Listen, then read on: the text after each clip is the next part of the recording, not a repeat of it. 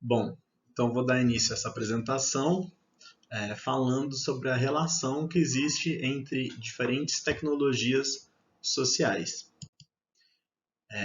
Bom, para esse trabalho, então, foram selecionados 4 textos do livro Tecnologias Sociais, Caminhos para a Sustentabilidade.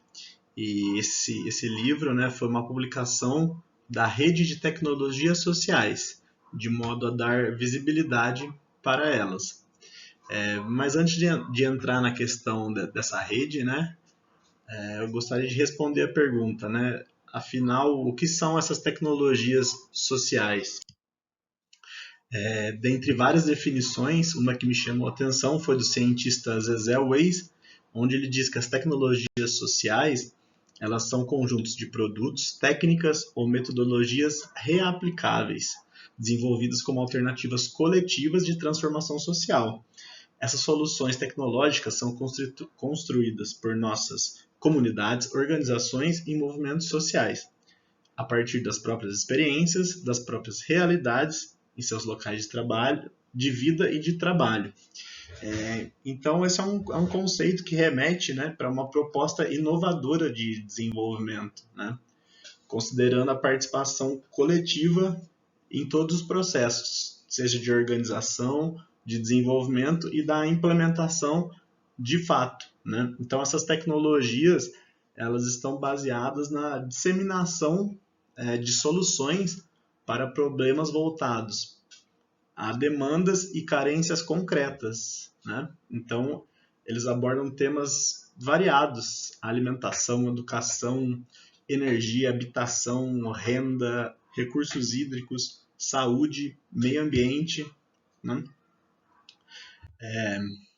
Então essas tecnologias sociais elas são a base em torno da qual é possível articular uma ampla rede de atores sociais.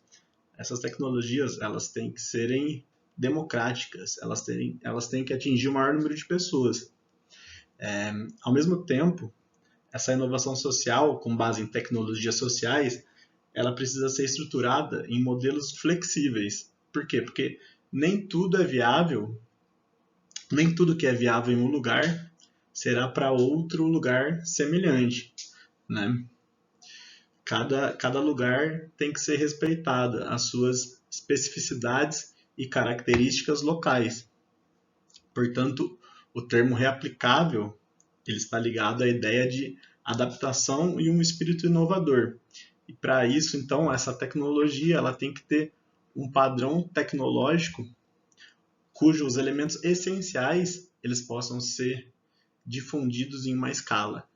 Isso é muito importante para a tecnologia social. Ela tem que ser efetiva e reaplicável, né? Bom, então, entrando nos textos analisados, o primeiro texto ele fala sobre cidades sustentáveis, possibilidade ou auto-engano. Então, através desse texto, a autora ela busca elencar diversos desafios que existem para que as cidades sejam consideradas sustentáveis. E esse é um assunto extremamente relevante porque dados recentes do IBGE, né, dizem que já são mais de 85% de pessoas vivendo nas cidades. Então, essas altas taxas de densidade demográfica e o crescimento desordenado trouxeram diversos problemas relacionados a saneamento ambiental, moradias em locais de risco, acidentes de trânsito e a produção excessiva de lixo. Então, dentre algumas dessas soluções, das soluções para resolver esses problemas, ela cita os planos de ação nas microbacias, dando especial foco para os recursos hídricos, para os rios que passam dentro das cidades, para a arborização em grande escala, né?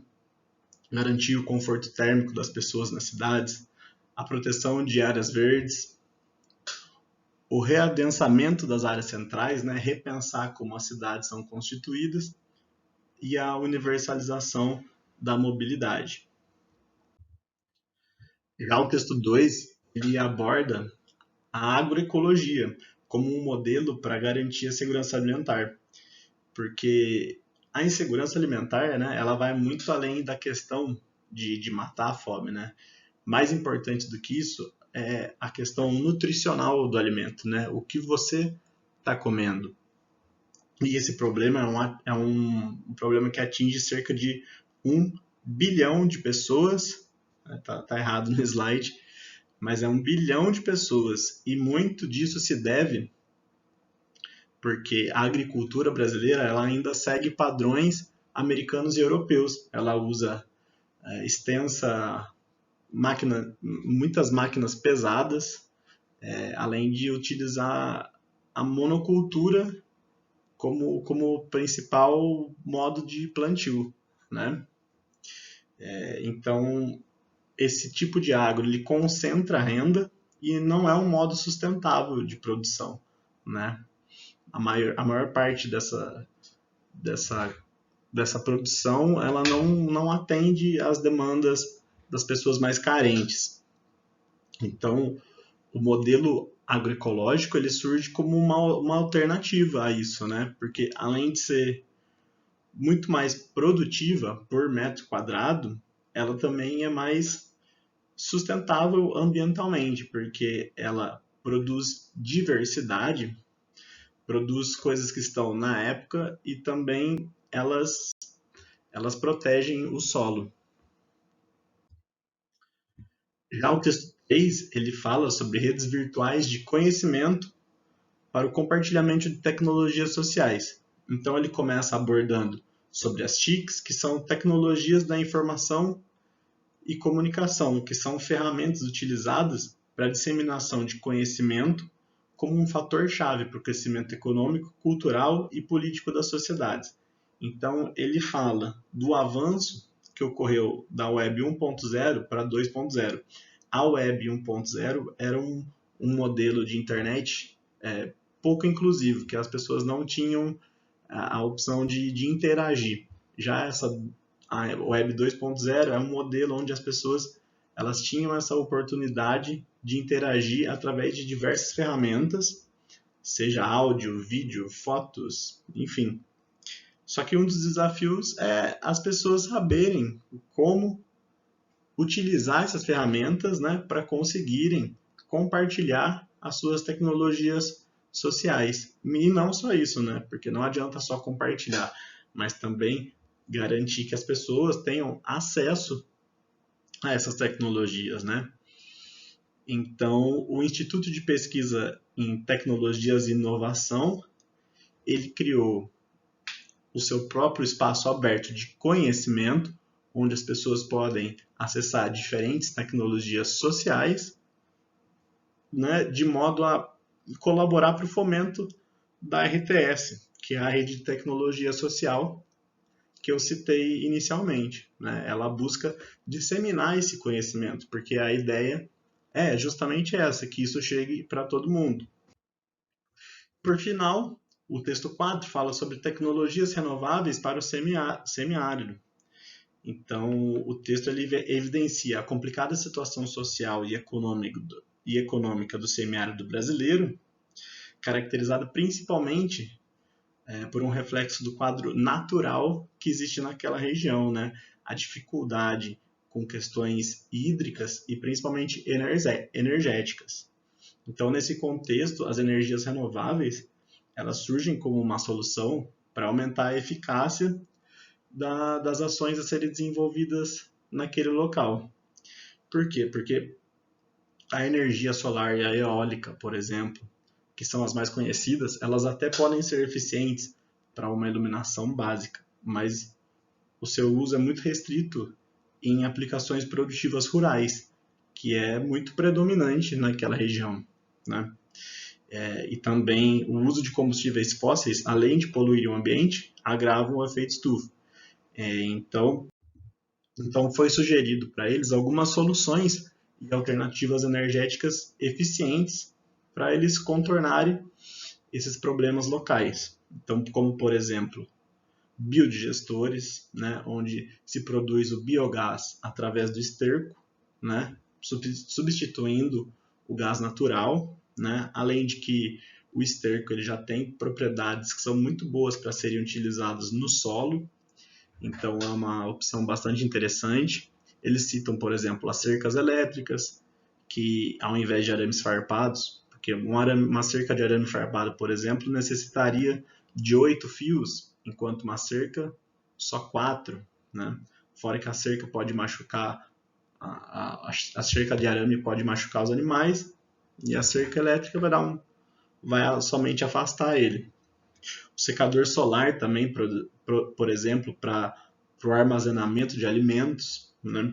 Porque esses alimentos eles não podem ser armazenar eles por muito tempo. Gera um custo muito alto de refrigeração, então você ressecando eles, você pode armazenar e até vender em outras épocas, né? E também os ecofogões, que eles queimam uma quantidade menor de madeira e geram menor fumaça, né? Porque essa fumaça utilizada nos fogões tradicionais, ela é muito tóxica, e fora o problema da utilização de muita madeira, né? Que vem aumentando as taxas de desmatamento. Bom, então o que se pode tirar de conclusão de todos esses textos, né, é que eles abordam diferentes tecnologias sociais que surgem no intuito de buscar soluções para os problemas socioeconômicos do país, né, e se colocam como uma importante estratégia de desenvolvimento sustentável, visando a construção de novas estruturas sociais mais justas e igualitárias. Então, esses textos eles se conectam principalmente por questionarem os modelos de desenvolvimento, né, que além de eles não refletirem as questões regionais e as prioridades nacionais, eles se mostram saturados, né? Uma vez que eles têm colaborado para o aumento das desigualdades e as dificuldades de acesso por parte das diferentes classes sociais, né? Seja a bens de consumo ou serviços, né? Então, essas tecnologias surgem para tentar reverter esse cenário. Então é isso. Valeu.